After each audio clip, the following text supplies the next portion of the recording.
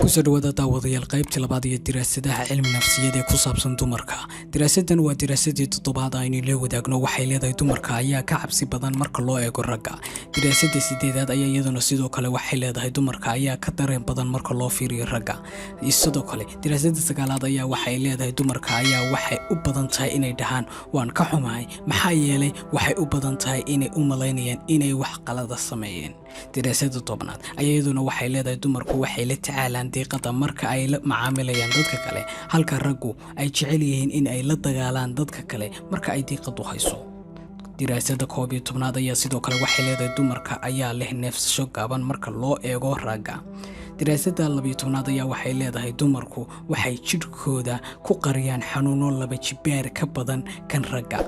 laakiin arinta waxa lagu tilmaami karaa inay tahay dulqaad aad u sareeya oo ka sareeya kan ragga uu dulqaadan karo.